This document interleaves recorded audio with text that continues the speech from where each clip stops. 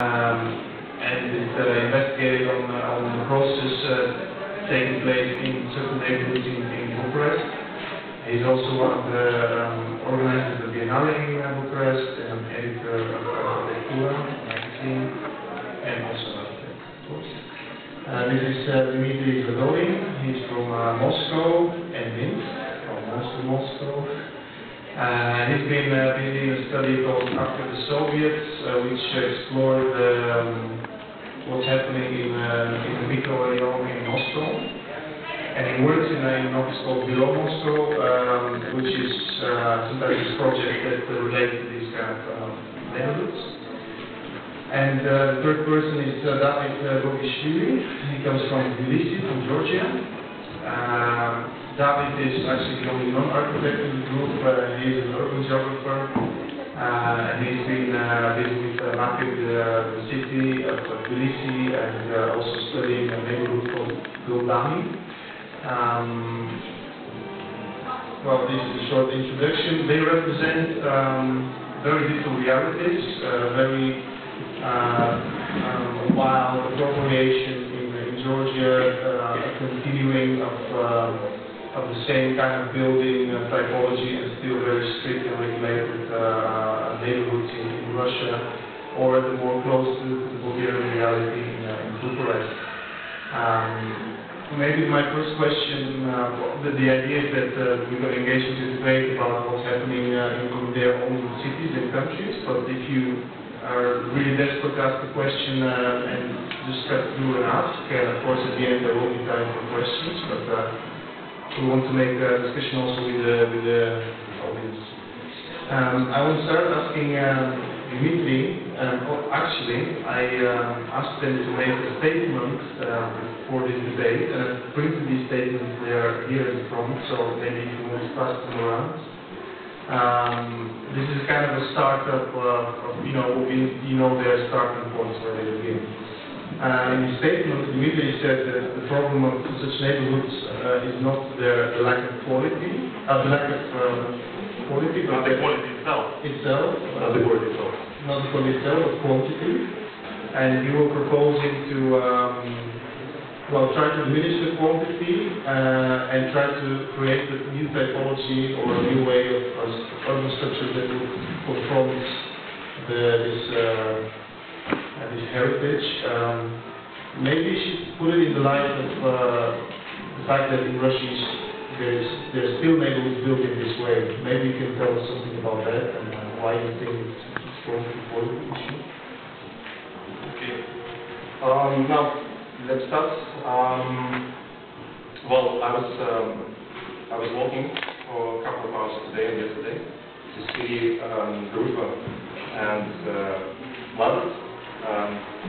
I saw many things that are different from my experience in Moscow, and some things certainly similar. But if we talk about what is going on right now, then it's really amazing. There are actually two different worlds. In Moscow, there are still large companies that produce concrete panels. But we're not talking only about Moscow. There are several other cities. In some cities, the law was rewritten, simply said, and no more concrete panels buildings are allowed. But in Moscow, you have approximately 2 million square meters a year that should be built. The program is to finish 20 million square meters to 2020. So it's a lot. And the thing which is really important to understand is by what means we can achieve such numbers. And unfortunately, the private investors, they're often not interested in building social housing right now. And unfortunately, there's Moscow municipality and generally in Russia, they try to do some social housing, so they finally provide it, but they want to do it by the lowest cost possible. And this is kind of building. So, but it's actually the same logic. It's the same logic. So if we talk about percentages, then the statistic is that in Moscow, for instance, about 50 to 60% are built in the same technology. And I was analyzing the buildings because, well, as an office, we got the assignment to look at the possibilities in how we can improve the type of building that was used in 1970. And I couldn't find no difference if you speak about land, about the sections, everything that changes, that's inclusion data. So this is, I think, the main difference, but still in Russian main cities, we have to deal with this kind of What do people do in the panel buildings after they start living there? How do the panel neighborhoods look in from the 70s or from the 60s? Well, there are some pattern changes. If you start 60s, then it's different. And 70s, 80s on, we went to a courtyard system, increasingly more. And this has been preserved since then. So we speak about 20, 30 years, the same typology. The only thing that has become different is that everything is larger, bigger, higher. So the same with the nucleus. Yeah. So we have no free planning. It's mostly the flat building standing crossing, but facing the streets, and that's it. Yeah, but like the function of urban space, the function of the connection with the it's all similar. It's all similar. So you have certain places for children's play, and you have school or kindergarten in a while, and that's it. In this light, I'm very curious to hear what David has to say about Tbilisi, because it seems that in Tbilisi it happened exactly the opposite, especially with the end of communism. People went wild. You have to Google Tbilisi suburbs or something to see what it looks. You can think that the suburbs in Sofia are wildly built and very renovated. You have to see what happened in Tbilisi. It's like a new world there. So maybe you can tell us what happened in Tbilisi. So as the Soviet regime was going to end, I think it was same in other countries, but especially in Georgia, at least local government started to recognize that there are some serious problems together with other problems according to in residential areas. And to improve or to solve those problems, there was this big program, in the ideas of some people working in governmental organizations, to launch the big program called Svigishe. And the idea of the program was to, there was a short statement to improve the life of, to acquire all the families, all the Soviet families with individual flats, or at least to improve the living conditions. But though this program was meant to be nationwide, it only turned out to work in Georgia. It only started in Georgia, but not for a good reason. The program started in 1989 in May, and literally a month ago there was a huge demonstration for Georgia's independence, and one of these demonstrations was by Soviet troops, and more than 10 people. So the decision to launch the program was directly connected to this fact, to somehow politically calm the people.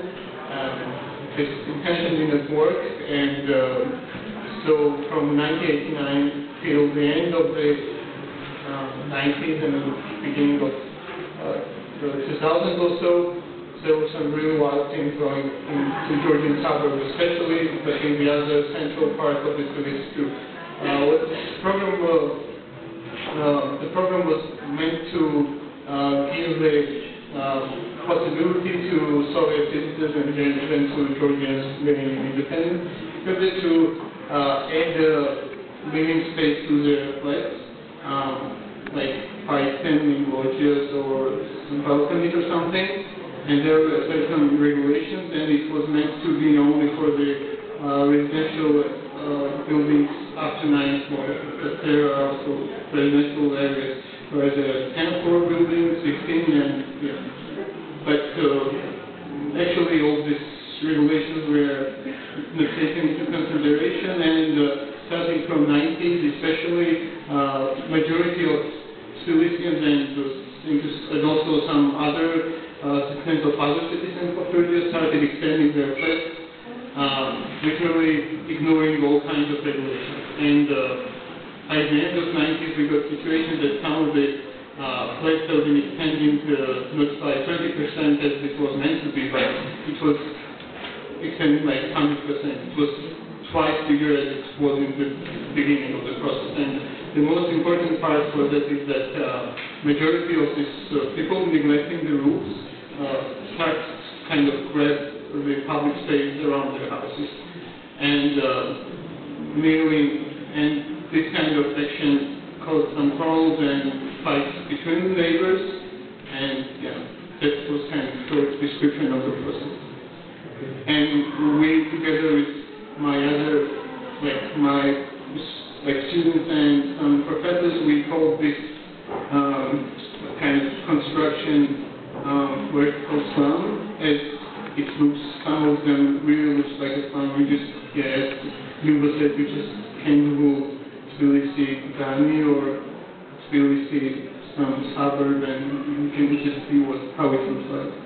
I'm really curious of Stefan's opinion about the Soviet suburbs, since you walked yesterday and today around, and one would imagine that the closest, the Bucharest reality would be closest from the Sofia one. Is that so? Absolutely. I think that's... Absolutely. I think the system is the same everywhere. But and it's the same mechanism that actually you had this imposed collectivity, and after 1990 you have this explosion of individualism. And when I look at this neighborhood, to me they seem, every block of flats has become a superposed village.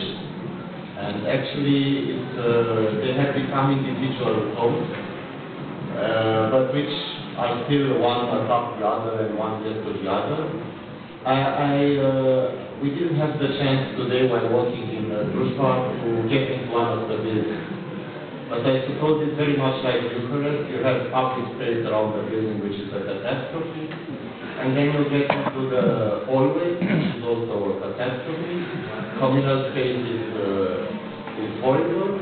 And then you have probably also different kinds of doors. Metal doors, very beautiful. And then you get into the apartment and it's like Alibaba's camera. Everything is neat, everything is clean. Some people make you take your shoes out when you enter.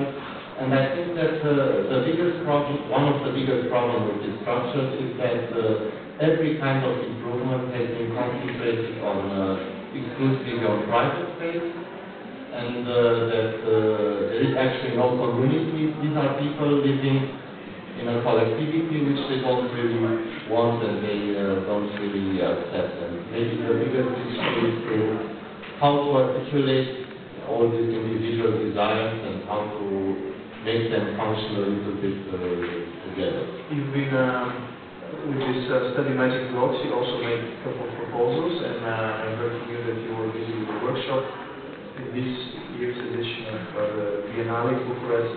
And did you physically realize a couple of objects that were meant to stimulate certain things in these neighborhoods? Do you see some kind of a role to transform this patchwork of individuality into something? Well, I think it relates very much to the discussion of yesterday.